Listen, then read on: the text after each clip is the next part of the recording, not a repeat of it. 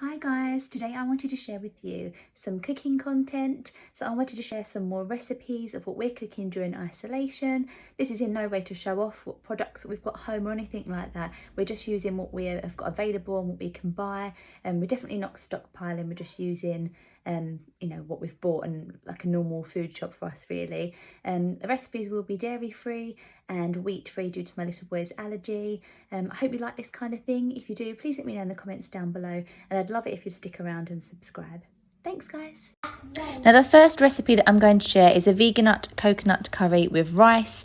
You need 1 onion, 2 cloves of garlic, 2 carrots chopped, 3 baby sweet corn chopped, 2 small sweet potatoes chopped, 1 big handful of curly cow, 1 tin of coconut milk, medium curry powder, garam masala, turmeric, a stock cube and some chopped cashews to go on top. Now all of this veg is interchangeable during this time. You can literally use what you've got in the fridge. The sweet potato I certainly was just using up because it was a little bit old and wrinkled. I'm just going to start by obviously chopping everything up, and then I'm going to fry off the onion and garlic for a few minutes and then add in the other vegetables for a few minutes. I'm then going to add in 3 teaspoons of medium curry powder, 1 teaspoon of garam masala, although you could leave this out, and 1 teaspoon of turmeric. I'll then add in my coconut milk, my curly cow and my vegetable stock cube and serve with my white rice with some chopped cashews. Now our next recipe is the chili con carne. We're trying to cut down on meat and we're trying to make the meat we are having stretch further. So I've used a third of a small pack of mince, 1 pack of lentils. I've used 1 red pepper because that's what I've got, 1 onion, 1 tin of baked beans, 1 tin of chopped tomatoes. You could also use passata, 1 teaspoon of cinnamon, 2 teaspoons of cumin and 1 teaspoon of cayenne pepper. I've also used a stock cube in this as well. I've started by frying off the mince, then added in the onion and the rest of the vegetables. Added in my lentils there, my beans and my tomatoes, giving that a good mix. Then add in my stock cube, and then we're going to add in all of my spices. I'm then going to cover that and let it simmer. And then I'll go on to show you how I make my white rice, because if you don't know how to make it already, I've got a really good hack for you. So I start off by giving it a really good rinse in some cold water in this little sieve. This is enough for all 3 of us to have. I'm going to then put that into my saucepan, and then I'm going to fill the water so that it comes up to just the first ridge in my finger. So I will show you this when it goes in. So you want your rice to be nice and flat. And the first ridge of your finger, just fill it up there.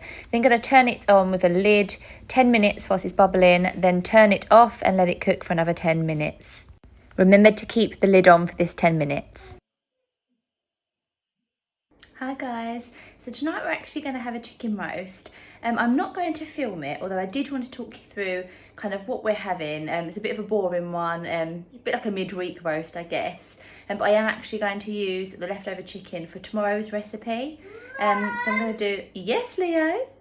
So I'm going to do a whole chicken, some Yorkshire puddings, some carrots and broccoli, roast potatoes, and gravy. So it's really a boring one to be honest. But I did just want to mention that I have finally cracked doing some gluten-free, dairy-free Yorkshire puddings.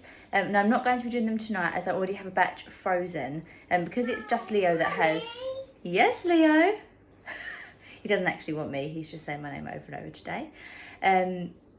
Yeah, sorry, I have actually got a batch frozen already for Leo. I will do a big batch because it's just him that has the dairy-free and gluten-free ones. I stick them in the freezer. He has one with his dinner, and then I can just pull them out frozen, stick them in the oven and do them for 5 minutes. They defrost and cook in literally 5 minutes, so that's all done. But what I use is 3 eggs, then I use like a small mug. I fill like 3/4 of it with corn flour, which is naturally gluten-free, but if you want to be on the safe side, you can actually buy a gluten-free, like certified corn flour. Then I top that up, like the full mug, with ground almonds. And then in the same mug, once I've put that in, I will then do the same amount of a dairy-free milk. Now we use almond milk, but I have used coconut milk in the past, so any alternative milk will be absolutely fine. And then you'll just cook that as if it was a normal Yorkshire pud. So a little bit of oil into your Yorkshire tray, put it in the oven to heat up, and then put it in. It takes about 25 minutes. So tonight we're having our leftover chicken pie with leeks and potato and a ready rolled puff pastry. This one isn't dairy free and gluten free, although you can make it dairy free and gluten free. I'm actually going to serve this with some baby spinach wilted in garlic and butter and some broccoli.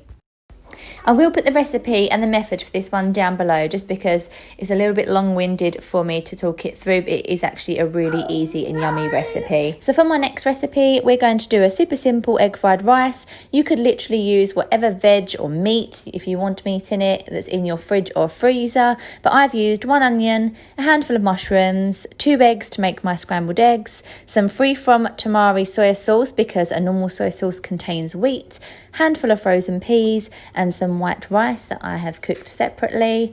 So I'm just going to fry off my onions and my mushrooms, add in my frozen peas there, and then I'm going to start scrambling my eggs. So I'm going to brush that all over to one side and add the eggs into one side of the pan. Once that's done, I'm going to then add in my cooked rice and then my free from tamari soy sauce. This is such a quick and easy, cheap, healthy meal, and my little boy absolutely loves it. If you are new to cooking with allergies, 2 things that I would just want to mention to look out for is 1, obviously soy sauce, and 2, stock cubes.